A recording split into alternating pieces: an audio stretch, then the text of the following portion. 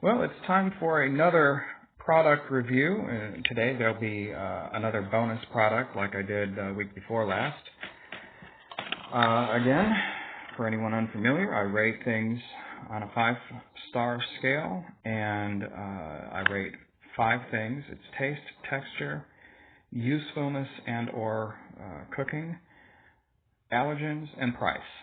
So, today's item, the Gardein Fishless Filets. Golden Fishless Filets. Anyway, they are breaded, and they basically are exactly like breaded fish that you would get that would be like maybe haddock or pollock or, some cheap kind of fish, but they really do taste like what they're replacing, and they're completely vegan. So for a taste, no question about it, they get a 5. They're that good. You can microwave them, in which case, the crust on them will be a little on the soggy side. I mean, it's not like it's wet. It's all right. It actually comes out pretty good. Or you can throw them in the oven, maybe with some tater tots or whatever, and then when they come out, they've got that little bit of crispiness to them. I haven't eaten them with tartar sauce because I'm not really a tartar sauce kind of guy. I have eaten it before in the past, a long time ago, but it's just something that doesn't really appeal to me. Tartar sauce is something that you put on actual fish to cover up the fact that it tastes and smells like fish. So this has just that hint of fish aroma that you might be looking for, that you might miss if you're a vegetarian or vegan. As far as that goes, they're really good. I have put them on sandwiches. I have chopped them up and mix them in with things. One of my favorite things to do is just cook a whole huge pan of greens that cooks down into one serving, and then have that with this. So then I'm getting a whole buttload of protein and fiber and all that. So as far as texture goes, it's perfect. You have some products where they're trying to mimic something and they miss. There are a lot of fake burger products out there where they've tried, but they missed the mark. They might have some of the aroma, they might have some of the flavor or whatever, but you go to cook it, and if you don't cook it in a certain way, then you just end up with something that's kind of mushy. I'm not a big fan of Boca burgers because of that. If you try to cook Boca burgers in the toaster, then they end up kind of gummy. They don't really get crispy on the outside. You kind of have to actually pan fry them to have them come out right. I don't want something where if you don't cook it in a specific way, it's going to be gross. I want something where any way you cook it, it's going to at least be edible and preferably better. And this is, texture-wise, they nailed it. I don't know how they did it, but its texture is exactly like a fish fillet, from what I recall, from however many, 20-some-odd years ago, 28, 29, whatever. Anyway, so texture gets a 5. Let's see. Usefulness in terms of what you can do with it. I've already kind of gotten into that a little bit. Any way you fix it, whatever you want to do with this kind of product, you can do. You could actually cook it, let it cool down, and mash it up and, mix a little bit of vegan mayo with it, maybe some chopped celery, maybe a little bit of chopped onion or shallot or something like that, and make a little, like a fish salad sandwich kind of thing. I'm trying to remember if I've actually done that. I think I have once, maybe because I only had one of them or something and I needed to expand it out. But it's really good. It's very versatile. You can do whatever you want with it. So it gets a 5 for the versatility and cooking usefulness of it. In terms of allergens, if you are allergic to soy, you might have a problem with it, but otherwise, let's see, it does have wheat gluten, so sorry people who have celiac, unfortunately, like my sister. If you have a problem with wheat gluten, then you would not be able to eat this. So the allergens that I'm seeing would be potentially soy, wheat. Otherwise, it has some potato starch. It has organic cane sugar. For it to be vegan, the cane sugar, by the way, has to not be processed in the way that regular cane sugar is, where they end up tumbling it with charred animal bone pieces. That's what they typically do to bleach regular sugar. Beet sugar, they don't have to do it that way. So beet sugar is automatically vegan. Cane sugar, unless it's specifically listed as a vegan-friendly thing, is not vegan-friendly. There will be basically animal bone dust all through it. So the other things that are in it, a little bit of onion, some protein from peas, carrot fiber, beetroot fiber. It has some turmeric, paprika, and rosemary. So then, of course, the breading has wheat flour as well. A little bit of tapioca starch, a little bit of corn, some onion and garlic, a little bit of canola oil. So really the only allergens that I'm seeing in this at all are potentially, if you have a problem with it, soy or wheat. So allergen-wise, I'm going to give this a 4.5, simply because, with a breaded product, they've already gone so far to do so much to make it vegan-friendly, and organic and all the rest of that. There's only so much that can be done, I'm sure. Maybe one day they'll end up fixing the problem with wheat gluten so that there won't be a problem with wheat gluten anymore.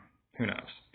All right, so let's see. That's taste was a 5, texture was a 5, allergens or usefulness is a 5, allergens is a 4.5, and then price. Price, it's about the same as you would expect for other vegetarian and vegan fake meat products. This is a 10.1 ounce bag, 288 grams.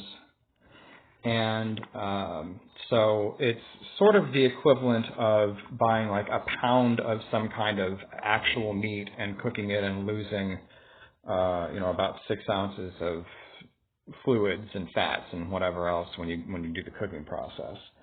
It's a pre-cooked thing, so you don't lose anything when you cook this. If you cook it with a little bit of oil, like if you deep fry it or pan fry it. So I tend to if I pan fry things, I only put just a tiny bit of oil in the pan. Generally I cook with olive oil for the health benefits as well as the taste. Sometimes, every great once in a while, I'll cook with vegetable oil, which that was my late husband's thing. He preferred vegetable oil. I mean, he loved olive oil too, but he would use vegetable oil for a lot of things, including deep frying, and he was into deep frying. I don't remember if we ever deep fried these or not. I don't like things deep fried most of the time because typically the oil it's not really hot enough. When you put something in, or if you get too much in, the oil cools down too much, and then whatever it is just soaks up that oil, and it's like eating a big wad of grease, and it upsets my stomach. So I don't care for it, and I don't need the extra calories anyway. So let's see. Oh yeah. So on price, normally it is about $4, $3.99 or whatever. But with Gardein, you will be able to find not only coupons, but rebates for it. In this case, at Kroger, there was a $1 e-coupon that I had off. And this time there weren't any rebates, but, $3 for this package of I think it's 6 pieces. Let me make sure. Yeah, 6 pieces. And if you eat 2 pieces in a serving, then that ends up being 3 servings. So that's 50 cents per piece at $3. So that's reasonable. They have added some things. It mentions omega-3, like the omegas that you would normally get with fish. So it's got that going for it. 9 grams of protein per serving. It does have 3 grams of fiber, which in ordinary fish products you wouldn't see that. So for fat, it has 10 grams, but it's only got a half of a gram of saturated fat. 6 grams of mono and 3 grams of poly unsaturated fat. So it's mostly healthy fat. It's a reasonably low amount of fat for what it is. I mean, it is a meat replacement, so you would expect it to have a little bit of fat going on. And remember, fat transmits flavor, and it also carries vitamins. So it doesn't list the vitamin E content, but given that it has, I guess, soybean oil in it or whatever, that has vitamin E in it. Otherwise, vitamin-wise, it's fairly poor. It's only got 4% of calcium, 6% of iron, but, this is mainly you're eating this for the protein and for, I guess the flavor and the fullness that it will give you as well. It's fairly good with the sodium. It's only got 340 milligrams per serving with 230 milligrams of potassium. So it's not going to taste like you're eating a wad of salt, but it's seasoned, like I said, the taste is a 5. So price-wise, then I would, returning back to that, I would give it about a 4.5, simply because I want the price point to come down a little bit, but generally I'm satisfied. I can find it on sale or with a coupon or with a rebate. The lowest I've ever paid for it with those 3 things in combination would actually have been, I think, $1.50 or maybe just a little more than $1 for the bag. So you can't beat that. So 5, 5, 5, 4.5, and 4.5. It only loses 1 star, so that's 24 out of 25 stars, and it would end up being 96%. So my recommendation on this Gardein Fishless Filets, get you some. Now, the bonus item today, because it's really easy, is something from a company called Tsamma, Tsamma. It's watermelon juice. They're calling it Performance Hydration, and it has 1.5 pounds of watermelon in this bottle. In terms of the juice, it's a 12-ounce bottle, so it's just like the same serving size as like a can of soda. Taste, if you like watermelon, it's a 5. Texture, if you like watermelon, it's a 5 because it's better than like how regular watermelon you'll eat it, and sometimes there might be a little bit of some kind of grit or whatever. This is filtered, so there's no grit. Usefulness for what it's for, well, it's a beverage. It tastes good, so, there you go. It does have 32 grams of sugar, which it's not added sugar. It's the sugar from the actual watermelon.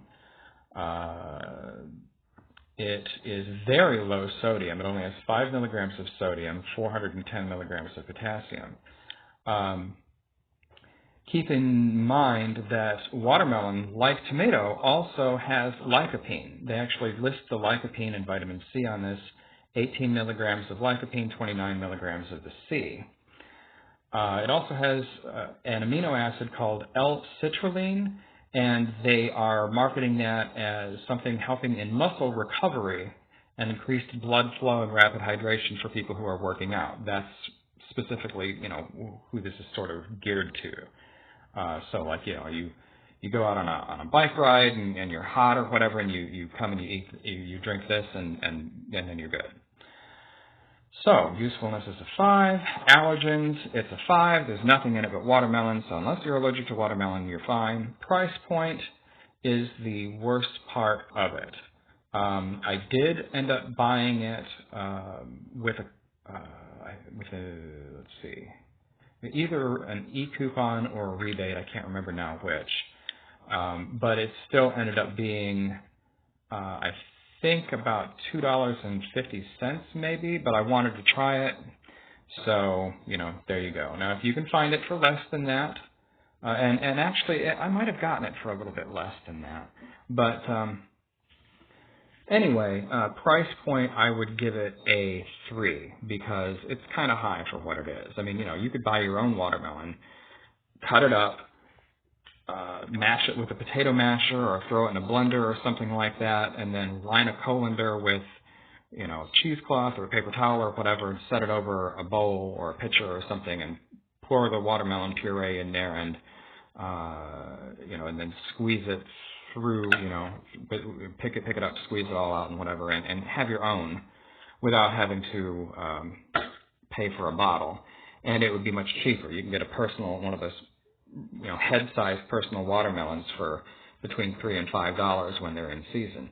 But that's the other thing, watermelon's not always in season. This product is always available. So 5, 5, 5, 5, and 3. This only loses 2 stars. So this, again, 2 stars, so this ends up being 23. So it ends up being a 92%, which would still be a letter grade of an A. And I liked it. My only caveat was the price. So if you like watermelon and you are independently wealthy, get you some. Well, that's all for today. I will chat at you all later. I'll give you another product review or two next week. Bye.